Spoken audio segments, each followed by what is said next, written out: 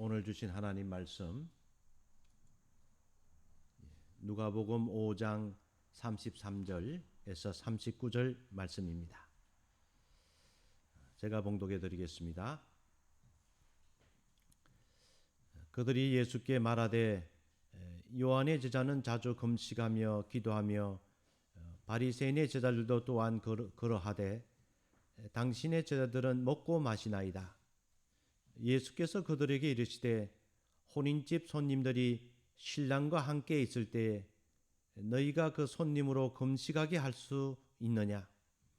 그러나 그날에 이르러 그들이 신랑을 빼앗기리니 그날에는 금식할 것이니라.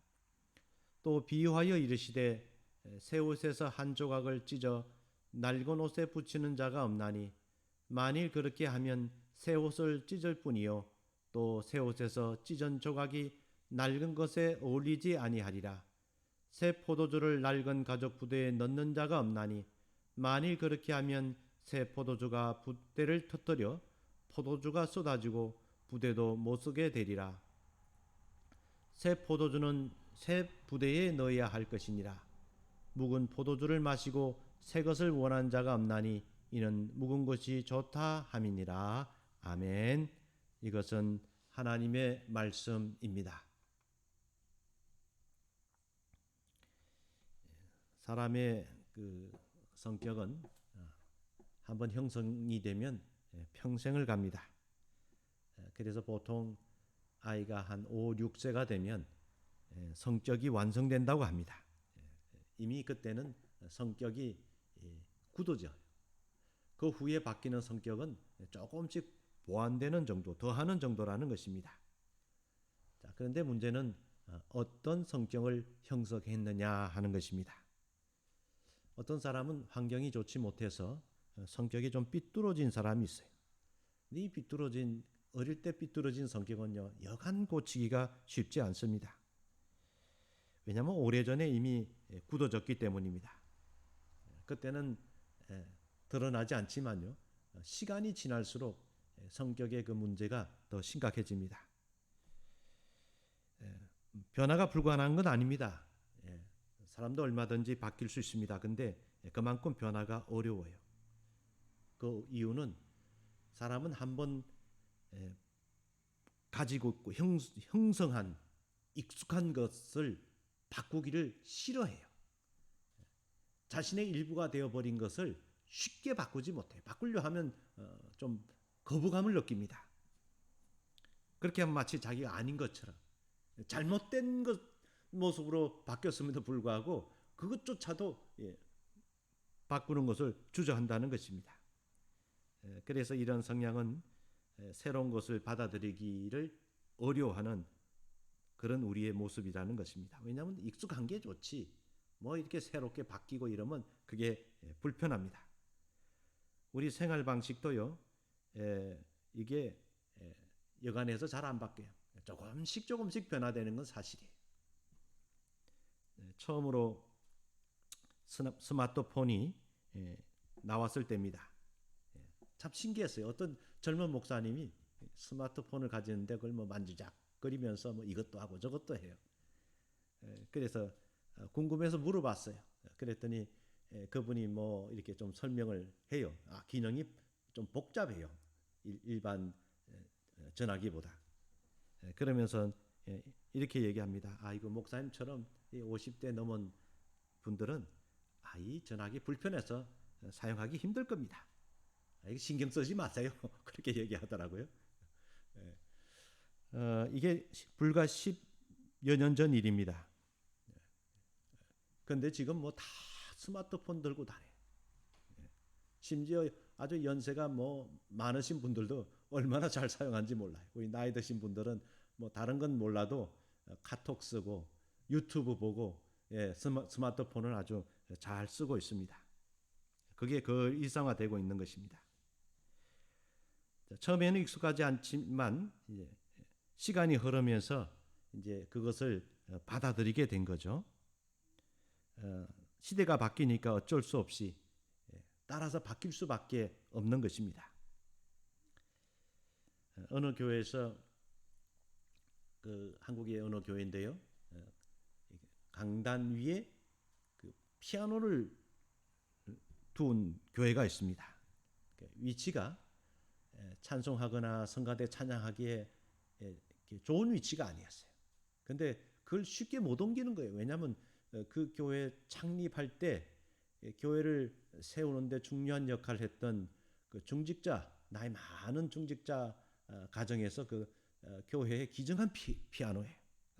목사님이 그거 한번 옮겼다가 교회가 한번 난리가 났어요. 그래서 그 목사님이요, 이게 위치는 이거 잘못됐는데 이거 옮겨야 하는데 이게 반발이 있으니까 이렇게 했다고 그럽니다. 매 주일마다 피아노를 한 10cm씩 밀었대요. 조금 밀었대요. 그건 뭐 10cm야 뭐 요만큼이니까 표시가 안 나는 거예요. 아무도 몰랐어요. 근데 매주마다 밀었어요. 조금씩 밀었어요. 아무도 몰랐어요. 몇 년 지나니까 반대로 갔어요. 아무도 몰랐대요. 목사님밖에 몰랐대요. 조금씩 옮기는데 그 변화를 느끼지 못했다는 겁니다. 그 목사님이 아주 지혜롭게 대처한 것이죠. 그만큼 변화가 쉽지 않습니다. 왜냐하면 우리 본성이 변화를 좋아하지 않기 때문입니다. 예수님께서 사셨던 시대도 그랬던 것 같습니다. 그 시대 사람들은 조상적부터 가지는 그 종교적인 전통을 그들은 고수해 왔어요. 마치 불변의 진리처럼 여겼어요. 그 중에 하나가 그런 신앙적인 경건의 그 행위들입니다. 유대인들에게 적어도 하나님 믿는 사람이라면 경건한 사람은 해야 된다는 게 있어요. 그것이 기도, 금식, 구제입니다. 바리새인들은 일주일에 2번 했어요. 화요일, 금요일에는 어김없이 금식을 했어요. 또 예수님 당시에 세례 요한의 제자들도 바리새인까지 똑같이 정기적으로 금식을 했어요. 그런데 예수님의 제자들은 전혀 그렇지 않았어요. 사람들이 보니까 예수님의 그 제자들은 뭐 전혀 금식을 안 하는 거예요. 그래서 사람들이 찾아와서 예수님께 묻습니다. 예수님, 요한의 제자들은 자주 금식하고 바리새인 제자들도 시간을 정해놓고 정기적으로 금식하는데 왜 당신 제자들은 맨날 먹고 마시고 도대체 언제 당신들은 금식합니까?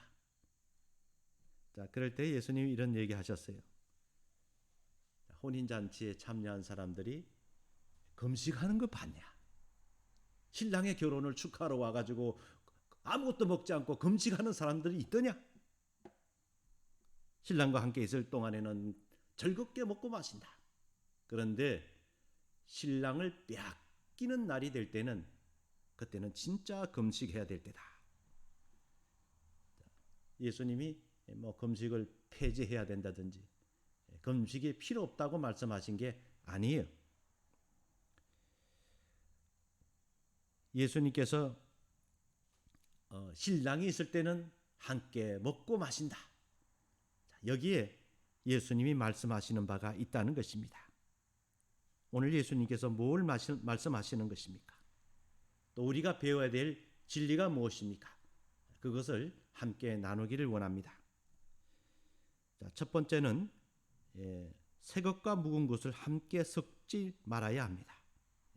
새로운 것과 묵은 것은 함께 섞는 것이 아닙니다. 자, 예수님께서요 부활하신 후에 제자들에게 부탁하신 유언과 같은 말씀이 있습니다. 너희는 가서 만민들에게 복음을 전하라. 모든 족속에게 복음을 전하라. 그 다음에 성령이 임하시면 너희는 권능을 받았어. 예루살렘, 유다, 사마리아, 땅 끝까지 이르러 내 증인이 되라. 이것이 예수님이 분명하게 하신 말씀입니다. 자, 그런데 예수님의 제자들은 어떻습니까? 꿈쩍도 하지 않았어요. 예루살렘을 떠나지도 않을 뿐 아니라 유대인들에게만 복음을 전했어요. 예수님이 하신 말씀을 못 받아들이는 겁니다. 베드로 사도가 한 번은 요바에 있는 시몬의 집에 머물고 있을 때였어요. 점심시간쯤 되었는데 기도하기 위해서 그 집 지붕 옥상으로 올라갔어요. 거기서 기도하는 중에 하나님께서 베드로에게 환상을 보여주셨어요. 하늘에서 줄이 매여 네 모퉁이에 줄이 매인 보자기가 내려왔어요. 근데 그 안에 보니까 뭐 기는 것들, 뭐 나는 것들, 뭐 온갖 짐승들이 있어요. 근데 음성이 들리기를 베드로야, 그거 잡아먹어라. 그래요. 베드로가 말하기를 아이고 주님, 이 속되고 이 더러운 것 저 못 먹습니다. 그러니까 하늘에서 음성이 또 들리기를 깨끗게 한 것을 속되게 여기지 마라. 내가 이미 깨끗게 했다. 근데 베드로는 계속 버텼어요. 전 못 먹습니다. 하나님 먹어라. 못 먹습니다. 3번이나 실랑이를 벌렸어요. 제가 오래전의 일입니다마는 주이씨들이 사는 동네에 살았던 적이 있습니다.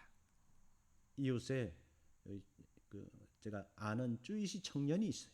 한번 저희 집에 왔기에 마침 김밥을 먹었어요. 우리 김밥을 만들어 먹는데 같이 먹자. 그래서 와서 이제 김밥을 같이 이제 먹게 됐는데 먹더니 갑자기 얼굴에 인상을 쓰면서 그걸 안 먹는 거예요. 물어봤더니 소세지가 있다는 거예요.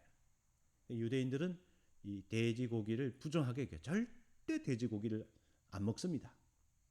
근데 그 소세지가 비프 소세지예요. 이게 돼지고기가 아니다. 그래도 아주 뭐 손도 안 대더라고요. 왜냐하면 그들은 자기들의 이 종교적인 그 전통을 꼭 지키기 때문입니다. 베드로도 마음이 참 불편했어요. 하나님께서 왜 이런 환상을 보여줬나? 유대인 자기에게 먹지도 못할 짐승들을 보여주면서 하나님이 먹으라고 하는데 하나님이 이거 왜 나에게 이런 이상한 회개망측한 걸 보여주신다? 그런데 그때 이방인인 고넬료가 사람을 보내서 베드로를 자기 집에 초청합니다. 베드로가 그때 깨닫습니다. 성령께서 말씀하시기를 너 거부하지 말고 그 집으로 가라. 그렇게 말하는 거예요. 하나님께서 베드로의 그 굳어진 마음, 그것을 변화시켜서 이방인의 집에 가서 복음을 전하게 하시는 거예요. 준비가 전혀 안 돼 있으니까 하나님이 환상을 보여서 그에게 도전하신 것입니다. 베드로가 고넬료 집에 갔어요. 그는 예수님의 부활을 증거했어요. 복음을 전했어요. 근데 굉장히 놀라운 것을 경험했어요. 말씀을 전하는데요. 자기가 익히 경험했던 일이 일어나는 겁니다. 성령이 임하고 방언을 말하고 그들이 하나님을 찬양하는 거예요. 성경에 이렇게 표현하고 있습니다. 베드로가요. 이방인들에게 성령 부어 주심을 말미암아 놀랬다 그랬어요. 성령이 임하는 걸 보고 베드로가 놀라는 거예요. 이게 어찌 된 일이냐 하는 겁니다. 오순절에 일어났던 똑같은 일이 이방인의 가정 속에 복음을 전할 때 하나님의 성령의 역사가 똑같이 일어나는 것입니다. 여러분 베드로가요. 처음에 오순절 때 성령 충만해서 설교할 때 요엘서 말씀을 인용했잖아요. 하나님께서 말세에 남종과 여종에게 하나님의 영을 부어줄 것이다. 모든 사람에게 하나님의 영을 부어줄 것이다. 그 말씀을 인정해놓고도 막상 이방인에게 하나님의 성령이 임하니까 놀라는 거예요. 그걸 받아들이는데 주저하는 그 모습을 느끼게 됩니다. 그러면 이 성령의 역사를 받았는데 걸림이 되는 게 무엇입니까? 마음이죠. 그는 오랫동안 유대교 전통에 젖어 있는, 그래서 그 완고해진 마음. 그러니까 다른 게 문제예요. 자기 마음이 문제예요. 그래서 오늘 예수님께서 비유로 말씀합니다. 새 옷에서 한 조각 떼어내서 낡은 옷에 그 조각을 붙이는 사람이 있느냐? 새 옷을 떼서 조각을 떼면 새 옷 망가지게 되고, 그리고 그것을 낡은 옷에 이렇게 붙이면, 기어 붙이면 낡은 옷하고 또 재질이 틀려요. 그래서 둘 다 망가지는 거예요. 어울리지 않는 조합이라는 것입니다. 새 것은 새 것에 맞게 담아야 해요. 아무리 유대교 전통을 가지고 있다고 해도 거기다가 예수님의 복음, 예수님의 진리를 담으려면 담아지지 않는다는 거예요. 새 것은 새 것으로 담아야 된다는 것입니다. 여러분, 우리가 예수 믿는 신앙이 바로 그와 같아요. 자, 우리도 이미 오랫동안 가지고 있는 사고방식, 생활 습관 그게 있어요. 아무리 교회 오래 다녀도요, 그 잘 안 바뀌어요. 그거 그대로 가지고 있어요. 그래서 우리 신앙생활은요, 회심이 필요해요. 자, 예수 믿는 회심도 필요하지만 우리 안에 우리 스스로 하나님의 진리, 복음을 거부하고 있는 마음을 바꿀 필요가 있다는 것입니다. 이게 진정한 그리스도인이 되는 것입니다. 여러분, 신앙생활 오래 하고도 묵은 것들, 이것은 계속해서 예수님의 진리로 바꿔나가는 것입니다.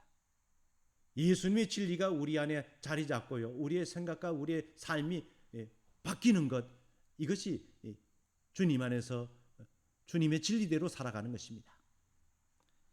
그 다음에 두 번째는 예수님 안에서 새로운 삶의 방식을 배워나가야 합니다. 예수님이 재밌는 표현을 하셨죠. 잔치집에서 잔치가 벌어집니다. 결혼잔치. 결혼잔치의 주인공은 신랑이죠. 그래서 친구들 또 하객들이 모여서 함께 즐거워합니다. 예수님이 말합니다. 바로 이것이다. 내가 신랑이다. 내가 이 땅에 온 것은 내가 신랑으로 왔다. 그러니까 예수님을 믿는다는 건요, 신나는 일이에요. 잔치집이에요. 신랑 대신 예수님하고 함께 즐거워하고 함께 먹고 마시는 겁니다. 예수님 그걸 원하세요. 그런데 언제 심각해지느냐? 예수님 말씀은 신랑을 빼앗길 때가 올 때. 갑자기 신랑이 없어졌어요. 신랑이 사라졌어요. 그러면 심각해요. 자, 예수님을 잃어버릴 때가 언제입니까? 제자들이 잠시 예수님 잃어버릴 때가 있죠. 예수님이 체포당하시고 고난을 받고 십자가에 달려 죽을 때 예수님의 제자들이 얼마나 두려워했어요. 예수님을 순간적으로 잃어버려서 그들은 슬퍼하고 두려워했어요. 예수님께서 그런 제자들의 모습을 아시고 미리 말씀하셨습니다. 요한복음 16장 22절에 보면 지금은 너희가 근심하나 내가 다시 너희를 보리니 너희 마음이 기쁠 것이요 너희 기쁨을 빼앗을 자가 없느니라. 이게 복음이에요. 예수님이 우리에게 원하시는 것은요, 빼앗기지 않는 기쁨 속에서 예수를 믿는 거예요. 물론 잠시 근심할 때가 있죠.